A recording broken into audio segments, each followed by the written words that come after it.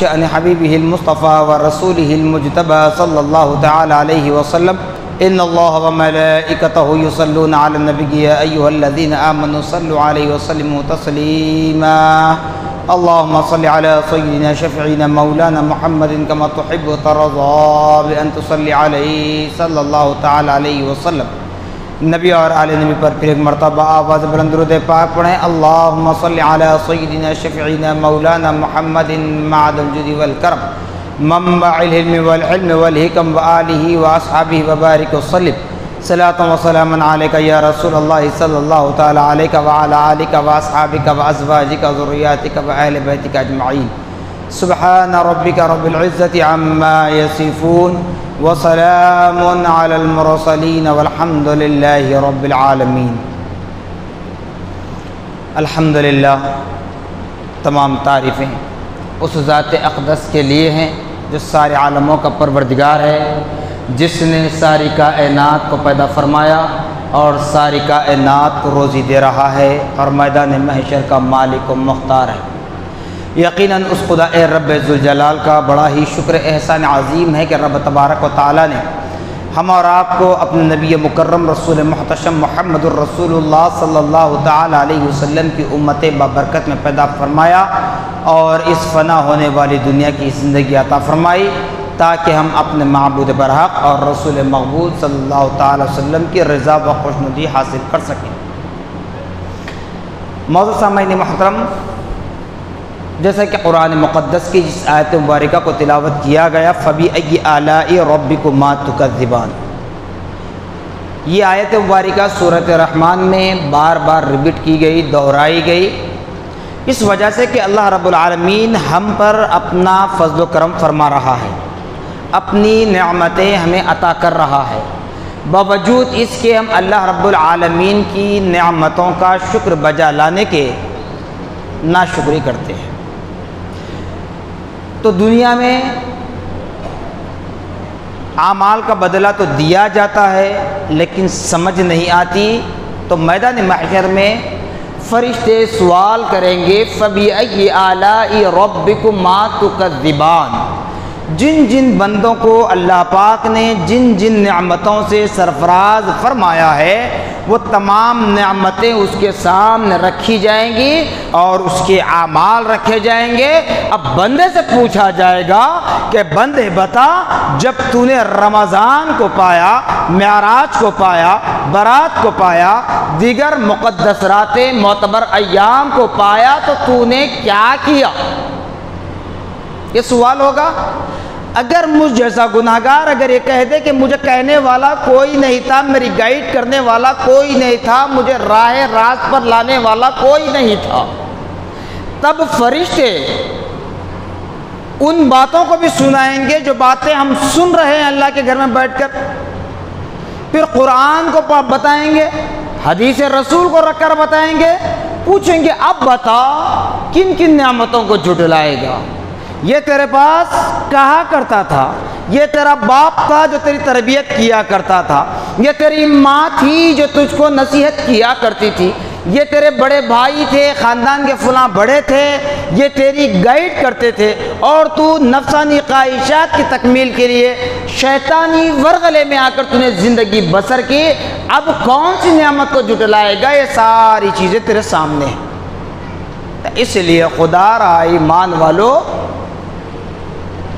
اللہ رب العالمین کی نعمتوں پر شکر بجا لاؤ، اور بارہا میں نے کہا، ہر جگہ کہہ رہا ہوں اور ابھی بھی کہوں گا، یہاں پر میں نے بارہا کا بھی کہہ رہا ہوں، جیسے 2020 اور 21 میں کووڈ-19 کورونا وائرس کی وجہ سے مساجد، دیگر مذہبی مقامات مقفل تھے، لاک تھے لاک ڈاؤن میں، تو نماز تراویح کے بھی لیے لڑ کر آ رہے تھے، نمازوں کے لیے لڑ کر آ رہے تھے، جھگڑ کر آ رہے تھے، گیٹوں پر کود کر آ رہے تھے۔ اب موقع ہے نا، اب کہاں ہیں؟ اب کہاں ہیں؟ اپنے ضمیر کو جھنجھوڑو، دل پہ ہاتھ رکھ کر سوچو، جب وقت نہیں ہے تو وہاں لڑ جھگڑ کر آتے ہیں، جب وقت دیا جاتا ہے تو اپنے کاموں میں مصروف رہتے ہیں۔ اللہ نیک توفیق دے۔ بہرحال رمضان المبارک کی آمد ہے، چبوترے پر جتنے بچے بیٹھے ان کو اندر لے کر آئیں، چبوترے پر جتنے بچے بیٹھے ان کو اندر لے کر آئیں، کوئی مسجد کے سامنے کھڑے نہ رہیں، بیٹھے نہ رہیں۔ رمضان المبارک کی آمد ہے، اس کی اہمیت کو جاننے کی کوشش کریں۔ صرف روزہ رکھنا، سحر اور افطار میں اچھی غذا کھانا، اس کا نام روزہ نہیں ہے۔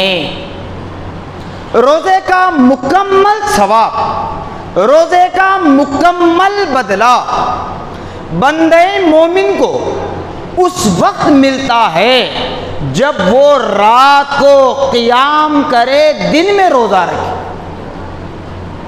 جیسے کہ بتایا جاتا ہے نا، رمضان المبارک میں یعنی کہ روزہ دار کا سونا بھی عبادت ہے، روزہ دار کا سانس لینا بھی عبادت ہے۔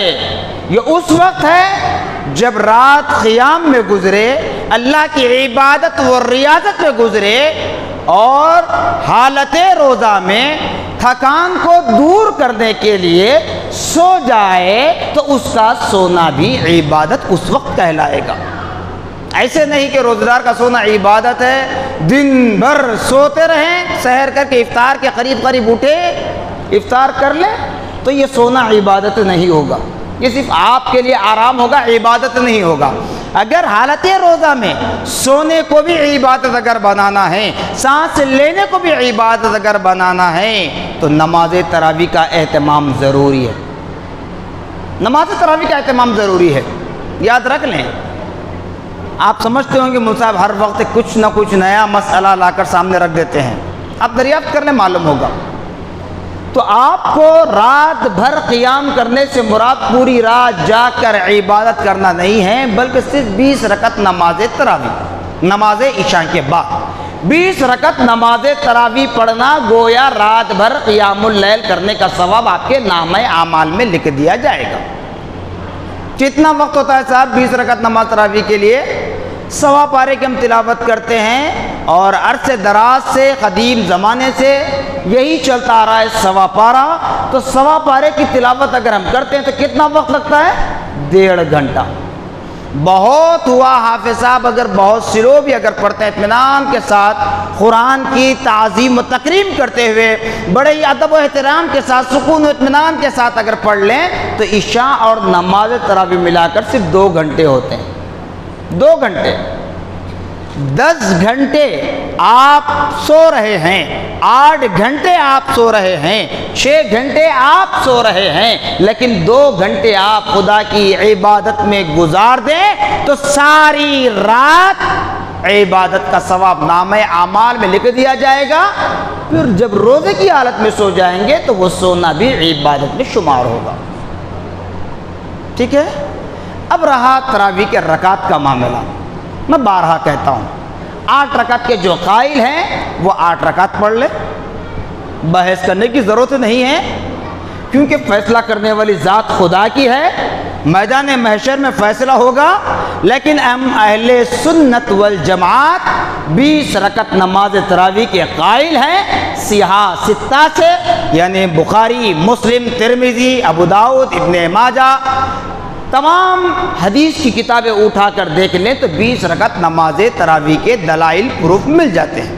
کوئی نہیں مانتا تو زبردستی کرنے کی آپ کو بھی ضرورت نہیں ہے، کیونکہ نماز ہی تو پڑھ رہے ہیں، نماز خدا کے لیے ہے، چاہے فرض ہو، واجب ہو، سنت ہو، نفل نماز ہو۔ حد تو یہ ہے کہ اگر کوئی اپنے بگڑے ہوئے کام بنانے کی غرض سے اللہ پاک کی بارگاہ میں یہ نیت کرتا ہے، یہ عہد کرتا ہے کہ میرا فلاں کام ہو جائے تو میں اتنی نمازیں پڑھوں گا، تو وہ نماز بھی خدا کے لیے ہے، وہ نماز بھی خدا کے لیے ہے۔ تو پھر اب 8 رکعت پڑھنے والے قائل ہیں، 8 رکعت کے تو پڑھ لیجئے، میں کوئی سروکا نہیں ہے، لیکن معصوموں کو جو بہکانے کی سازش کرتے ہیں، تو اب میں ان سے یہ پوچھتا ہوں کہ کیا 12 رکعت نماز ہم ایکسٹرا اگر پڑھتے ہیں تو گناہ ہے؟ بتائیے، گناہ ہے؟ نہیں ہے، تو پھر کیوں جبر کر رہے ہیں زبردستی آپ؟ ہم تو کس سے نہیں کہتے کہ 20 رکعت پڑھو، ہم اپنے عقائد کے لوگوں سے کہتے ہیں کہ 20 رکعت نماز تراویح پڑھنا ہے، 20 رکعت نماز تراویح کا مسئلہ سمجھے آپ، سوا پارے کی تلاوت کا مسئلہ سمجھے نہیں سمجھے، اسی لیے جو چاہے کہہ دیتے ہیں۔ 20 رکعت نماز تراویح میں قرآن کے 30 پارے، کسی پاروں میں 16 رکوع ہیں تو کسی پاروں میں 20 رکوع ہیں، کسی میں 25 ہیں، کسی میں 40 ہیں، یعنی آخر کے 29-30 پاروں میں 40 رکوع آتے ہیں، ورنہ اس سے پہلے 16، 20، 25، 22، 18، 17 اس طرح رکوعات ہیں۔ تو 20 رکعت نماز تراویح مکمل مہینہ پڑھنا ہے، اور ہر رکعت میں ایک ایک رکوع پڑھتا چلا جائے تو رمضان کی مکمل راتوں میں قرآن کا دور مکمل ہوتا ہے۔ یہ طریقہ کار ہمارے اکابر اسلاف نے بنایا ہے، اور 20 رکعت نماز تراویح کی دلیلیں ہیں۔ اب نہیں ماننے والے ہیں تو ان سے کوئی بحث کرنے کی ضرورت نہیں ہے۔ اور یہ بھی بات یاد رکھ لیں کہ رمضان المبارک میں آپ کو قرآن پاک کا دور کرنا، جتنے چاہے آپ دور کر لیں، ٹھیک ہے۔ نماز تراویح میں جو حضرات 10 دن کی تراویح پڑھتے ہیں روزانہ 3 پارے، 6 دن کی تراویح پڑھتے ہیں روزانہ 5 پارے، 5 دن کی تراویح پڑھتے ہیں روزانہ 6 پارے، جی 3 دن کی تراویح پڑھتے ہیں روزانہ 10 پارے، 2 دن کی تراویح پڑھتے ہیں 2 شبی شبینہ روزانہ 15 پارے۔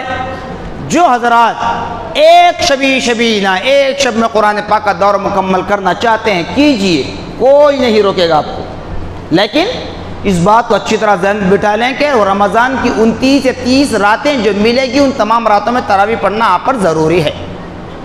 تراویح منقطع نہیں ہوگی، تراویح کی ذمہ داری آپ سے ختم نہیں ہوگی۔ آپ چاہے دن بھر میں ایک قرآن کا دور کر لیں، رات بھر میں قرآن کا دور کر لیں، اس سے کوئی سروکا نہیں ہے۔ رمضان کی 29 یا 30 راتیں جو ملے گی اس میں مکمل تراویح آپ کو پڑھنی ہے، ٹھیک ہے۔ اور جو حضرات شبینہ دہے پڑھنا چاہتے ہیں تو اس بات کو بھی اچھا ذہن میں بٹھا لیں، امام صاحب کے ساتھ یعنی حافظ صاحب کے ساتھ تکبیر تحریمہ میں شامل ہوں تو آخری رکعت کے سلام تک آپ اپنی جگہ سے ہٹنا نہیں چاہیے۔ اگر طہارت کا مسئلہ ہے وہ الگ صورت ہے، جا کر آپ طہارت کر کے اس سے فارغ ہو کر آ سکتے ہیں، لیکن بلا وجہ کے دیواروں کو ٹیک لگا کر بیٹھ جانا، باتیں کرتے بیٹھنا، فون لے کر بیٹھنا، آپ چاہے تقریریں سنو کسی کی، قوالی سنو، نعت سنو یا قرآن سنو، تب بھی وہ خلاف آداب مسجد، وہ خلاف شرع، وہ خلاف نماز ہے۔ کرتے کیا ہیں؟ سکون سے ٹیک لگا کر بیٹھ جاتے ہیں۔ جیسے امام صاحب حافظ صاحب رکوع کے لیے اللہ اکبر بول کے رکوع میں جاتے ہیں، ایسے بھاگتے ہوئے آتے ہیں کہ کوئی پیچھے ڈنڈا لے کر کھڑا ہے، نماز پڑھ ورنہ تیری گردن مار دوں گا، یا پھر ایسے محسوس ہوتا ہے کہ پتھرے پھوٹ جائیں گے، فرش ٹوٹ جائے گا۔ تو یہ زبردستی کی نماز ہے، ایسی نماز مت پڑھیے آپ۔ اسی لیے آپ کو سکون و اطمینان کے ساتھ پڑھنے کے لیے سوا پارہ رکھا گیا ہے۔ اب دہا شبینہ اگر کوئی پڑھنا چاہتے ہیں پڑھیے، روکا نہیں جائے گا آپ کو، لیکن تکبیر تحریمہ میں شامل ہو تو 20ویں رکعت کے سلام تک اپنے مصلی سے ہٹنے کی کوشش نہ کرنا، سوائے عذر شرعی کے۔ طہارت وضو کا مسئلہ ہے تو جب کہیں جا کر آپ کی تراویح مکمل ہوگی، ورنہ ٹیک لگا کر بیٹھ جائیں، جب حافظ صاحب اللہ اکبر کہہ کر رکوع میں جائیں تب نماز میں شامل ہوں تو آپ کی نماز نامکمل ہے، نامکمل ہے۔ چونکہ قرآن سننا ہے نماز تراویح میں تو جماعت میں شامل ہو کر سننا یہ فضیلت رکھتا ہے۔ آپ کھڑے رہ کر پان کھاتے کھڑے رہ کر گیٹ پر ٹھہر جائیں گے، کلی کر کے رکوع میں جاتے وقت آ جائیں گے، مسجد کے صحن میں بیٹھ جائیں گے، ٹیک لگا کر بیٹھ جائیں گے پچھلی صفوں میں، یہ بالکل غلط عمل ہے، یہ نماز تراویح نہیں ہوتی۔ یہ بات اچھی طرح ذہن میں بٹھا لیں۔ پھر اس کے بعد سحری، چونکہ چاند ہم دیکھتے ہیں تو پہلے تراویح ہے، پھر اس کے بعد سحری ہے۔ سحری کے کھانے میں بھی آپ کو فضیلت ہے، جبکہ سحری کا کھانا ہم کھاتے ہیں دن بھر کی بھوک کی تمازت کو برداشت کرنے کے لیے، بھوک کی تمازت کو برداشت کرنے کے لیے سحری کا کھانا ہم کھاتے ہیں۔ لیکن اسلام کیا بتا رہا ہے؟ شریعت محمدی میں بتلایا جا رہا ہے کہ جو بندہ سحری کا کھانا کھانے سے پہلے وضو کرتا ہے، بھائی کوئی ایسا نہیں ہے نا، کوئی بازار سے بھی آتا ہے تو برش کرتا ہے، فریش ہوتا ہے، منہ دھوتا ہے، ہاتھ دھوتا ہے، پیر دھوتا ہے، اب چھوڑتا کیا ہے؟ مسا وہ بھی کر لیتے ہیں، کیسے؟ اپنے بال صاف کرنے کے لیے کچے ہاتھ کر کے بالوں پر پھیر لیتے ہیں، بس خالی وضو کی نیت کر کے وضو کے طریقے سے 3 مرتبہ دھو لے تو ثواب کتنا ہے آپ کو؟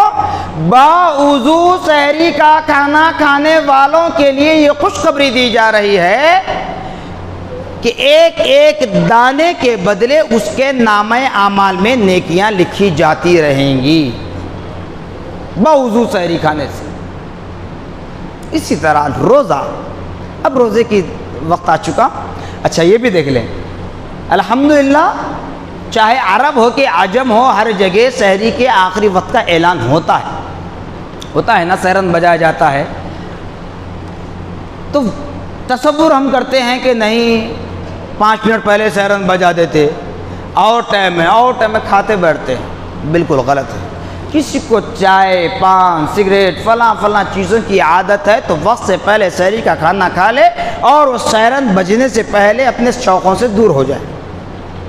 سیرن کے بجنے کے بعد کوئی چائے بھی پیتا ہے، کوئی پان کھاتا ہے، گٹکا کھاتا ہے، سگریٹ پیتا ہے تو اس کا روزہ مکروہ ہو جاتا ہے، کراہیت ہو جاتی ہے، روزہ نہیں ہوتا۔ عادت ہے، مجبور ہے عادت سے، تو آپ وقت سے پہلے سحری کر کے وہ تمام شوق اپنا کر لیں، ورنہ آپ کا روزہ رائے گا ہو جائے گا، بیکار ہو جائے گا۔ ہاں اگر کوئی بندہ بڑے بوڑھے ہیں یا پھر کبھی کرنٹ بجلی نہیں رہتی یا گیس ختم ہو جاتا ہے، اس سے کبھی وقتاً کبھی اٹھنے میں لیٹ ہو جاتی، اگر کبھی کبھار ایک آدھ وقت دیر ہو جاتی ہے، ناٹ بیڈ، اللہ معاف کرنے والا، لیکن ہمیشہ عادت بنانا روزے میں کراہیت ہے۔ یہ باتیں کڑوی دکھتی ہیں آپ کو ضرور، کیونکہ کوئی بولتے نہیں بولتے، میں تو بولوں گا کیونکہ بارہ کہہ دیا کہ میں حق کہوں گا، چاہے کوئی عمل کرے یا نہ کرے، کوئی راضی ہو یا نہ ہو، اللہ اس کا رسول راضی ہو جائے تو میری نجات کا ذریعہ ہے، حق بات پہنچانا میرا کام ہے۔ تو جب آپ عادت بنا لیں گے روزہ نہیں ہوگا، میں کہہ رہا ہوں آپ کو برا لگ رہا ہے، تو میدان محشر میں وہ روزے ہمارے منہ پر پھینک دیے جائیں گے کہ تیرے پاس وقت کی کوئی اہمیت نہیں تھی، وقت ہونے کے بعد بھی کھاتا پیتا رہتا تھا، یہ لے تیرا روزہ تجھی کو مبارک، فرشتے منہ پر پھینک دیں گے۔ تو خدا را حتی الامکان اپنے سحر اور افطار کو اچھی طریقے سے گزاریں تاکہ اللہ اس کا رسول ہم سے راضی ہو جائے۔ حالت روزہ میں آپ جتنا ہو سکے، حالت روزہ میں ہو یا غیر حالت روزہ، ہمیشہ انسان کو اسلام نے یہی تعلیم دی، بندہ مومن کو جھوٹ نہ بولیں، چغلی نہ کریں، غیبت نہ کریں، کسی کا مذاق نہ اڑائیں، کسی پر ظلم و زیادتی نہ کریں۔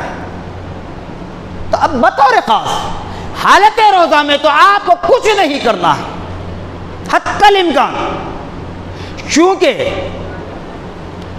انسان کے گناہوں کا کفارہ ہے رمضان کا مہینہ، انسان کے گناہوں کا کفارہ ہے روزہ، انسان کے گناہوں کے کفارہ ہے رمضان کا ایک ایک لمحہ۔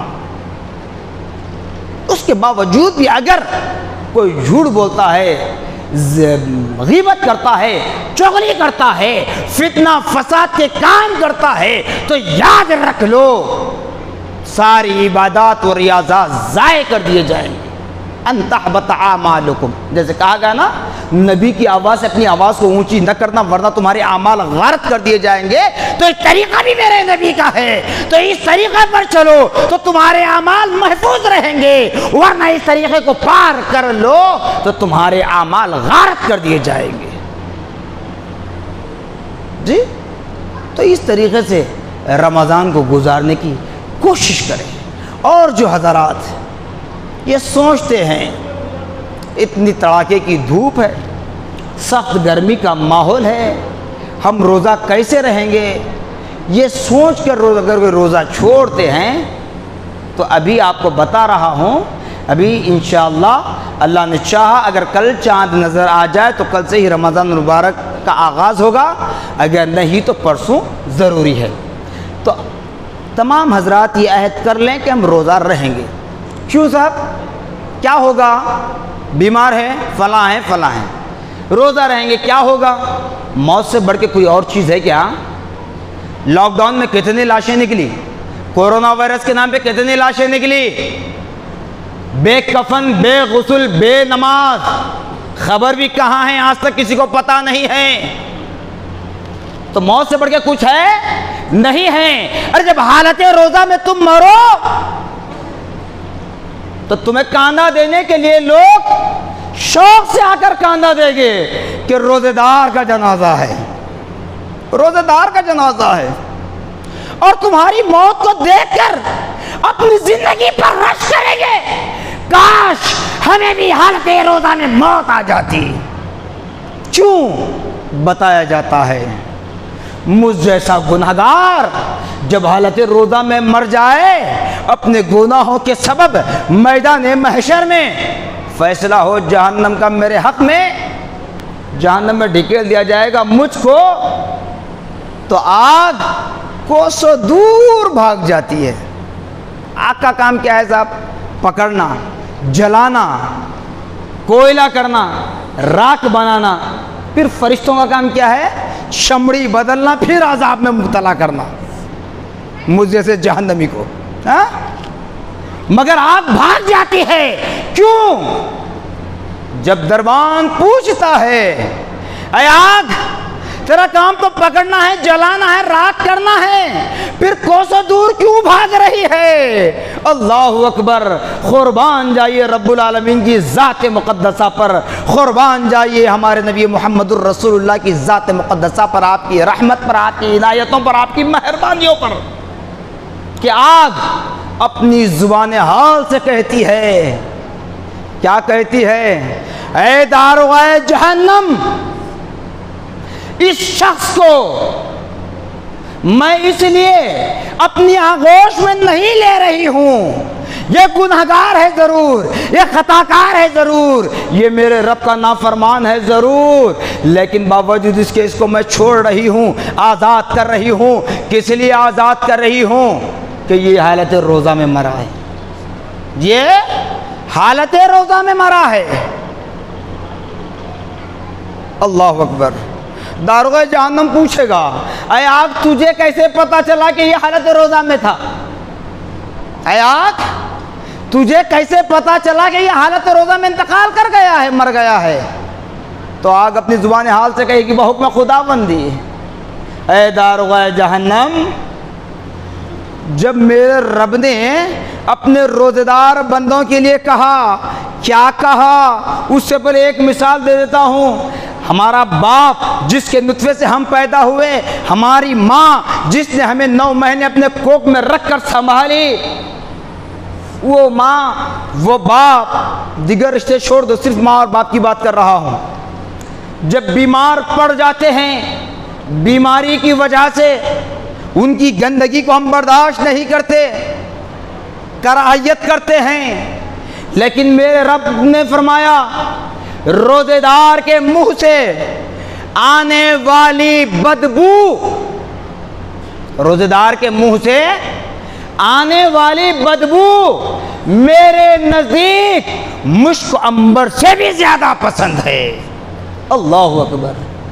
جس کے نطفے سے ہم پیدا ہوئے، جس کے کوکھ سے ہم جنم لیے، اس کی گندگی کو، اس کی بو کو ہم برداشت نہیں کر سکتے، لیکن رب العالمین ہم گناہ پر گناہ کرتے جا رہے ہیں، خطائیں پر خطائیں کرتے چلے جا رہے ہیں، لیکن صرف حالت روزہ میں ہونے کی وجہ سے ہمارے منہ سے آنے والی بدبو کو کہتا ہے کہ میرے نزدیک روزے دار کے منہ سے آنے والی بدبو مشک عنبر سے بھی زیادہ پسند ہے۔ تو داروغہ جہنم سے آگ اپنی زبان حال سے کہتی ہے، جب رب نے یہ اعلان کیا تو اس اعلان کو میں نے بھی سنا اور اس بو کو میں نے بھی محسوس کر لیا، اور آج وہی بو اس گناہگار کے منہ سے آ رہی ہے، اس لیے میں اس کو جلانا پسند نہیں کرتی، اس کو عذاب میں مبتلا کرنا پسند نہیں کرتی۔ تو بتائیے اس سے بڑی خوشخبری اور کیا چاہیے؟ اس سے بڑی اور خوشخبری کیا چاہیے؟ بولنے کو میرے پاس بہت ہے لیکن وقت ہو چکا ہے، صرف ایک بات آپ کو بتاتے ہوئے اپنی گفتگو ختم کر دوں گا۔ رمضان المبارک کا مہینہ یوں تو اسلام سلامتی سے بنا ہے، اسلام اتحاد کی تعلیم دیتا ہے، اسلام ایک جٹ ہونے کو پسند کرتا ہے، منتشر ہونے کو نہیں۔ تو رمضان مبارک کی جب آمد ہوتی ہے تو عام طور پر شہر ہو، گاؤں ہو، کوئی کنٹری، کوئی ملک، ہر جگہ عام طور پر دیکھنے میں یہ آتا ہے کہ رمضان میں زیادہ فتنے مچتے ہیں۔ تو اس لیے میں نے شب برات کے بعد غالباً گزشتہ جمعہ کہا کہ گرما کا موسم ہے، رمضان بھی آنے والے ہیں، ماہ سیام، تو آپ مسجد کو صرف عبادت گاہ سمجھیں، کوئی اور نہیں، آرام گاہ نہیں ہے۔ آرام اپنے گھر میں، مسجد میں آئیں، نماز پڑھیں اور باہر نکل جائیں۔ یہ کام اگر کر لیں تو کہیں پر کوئی فتنہ نہیں ہوگا، ٹھیک ہے؟ فین کھول کر کوئی بیٹھ جاتے ہیں، کولر کھول کر کوئی بیٹھ جاتے ہیں، گروپ بنا کر بیٹھ جاتے ہیں، یہ بالکل غلط عمل ہے۔ مسجد کو عبادت گاہ میں ہی رکھیں، اچھا ہے۔ جب آرام گاہ بناتے ہیں تو فتنے برپا ہوتے ہیں، ٹھیک ہے؟ تو بہرحال اسی طریقے سے نماز تراویح آپ جہاں کہیں پر بھی پڑھو، جہاں کہیں پڑھو، سوا پارہ پڑھو، ایک رات میں قرآن پڑھو، 2 رات میں قرآن کا دور مکمل کرو، 3 رات میں قرآن کا دور مکمل کرو، 5 رات میں قرآن کا دور مکمل کرو، 6 رات میں قرآن کا دور مکمل کرو، یا 10 دن میں قرآن کا دور مکمل کرو۔ لیکن نماز تراویح کو آپ تکبیر تحریمہ سے آخری سلام تک صحیح طریقے سے اطمینان سے پڑھنا ہے، اور حافظ صاحبان پر، ائمہ حضرات پر طنز کرنا یہ بالکل بیہودہ پنے کی علامت ہے۔ آپ کو اس بات کا یقین ہے کہ حافظ صاحب چھوڑ کر پڑھ رہے ہیں تو 20 رکعت پورے ایک ساتھ تو نہیں پڑھ رہے ہیں نا، 2 رکعت بعد سلام پھیرتے ہیں، تسبیح ہوتی ہے، 4 رکعت کے بعد سلام پھیرتے ہیں، 2 تسبیحات پڑھ جاتے ہیں۔ یہ کیوں ہے؟ آپ کو سکون، اطمینان حاصل کرنے کے لیے۔ اس دوران میں اٹھ کر آپ جا کر ذرا اپنے پیروں کو حرکت بھی دے سکتے ہیں، ٹھیک ہے؟ آرام کے لیے ہی رکھا گیا ہے۔ اب بعض مساجد میں ہے جہاں پر 4 رکعت میں جو قرآن پاک پڑھا گیا اس کا خلاصہ تفسیر کے طور پر سنایا جاتا ہے، یہ بھی اپنی جگہ مسلم ہے، حق ہے، کوئی غلط نہیں ہے، چاہے تفسیر بیان کر لیں چاہے آپ تسبیح پڑھ لیں، کیونکہ اس کا مقصد یہی ہے کہ ایک تو سکون اور راحت ہو، اور دوسری چیز رکعتوں کی تعداد معلوم ہو جائے، اس وجہ سے آپ کو یہ موقع دیا جاتا ہے۔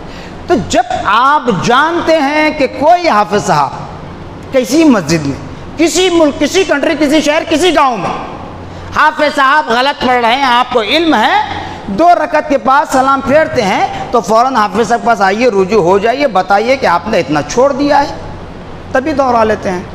نہیں، آپ کو معلوم ہے کہ کتنا چھوڑے ہیں تو آپ فوراً رجوع ہو کر بتا دیں، وہ ریپیٹ کر لیں گے، دوہرا لیں گے، بات ختم۔ یہ نہیں کرتے، نماز پڑھنے کے بعد چلتے چلتے چیخ رہتے، چلتے کہا تراویح پڑھا رہے ہیں مذہب، چھوڑ دے کے پڑھ لیے۔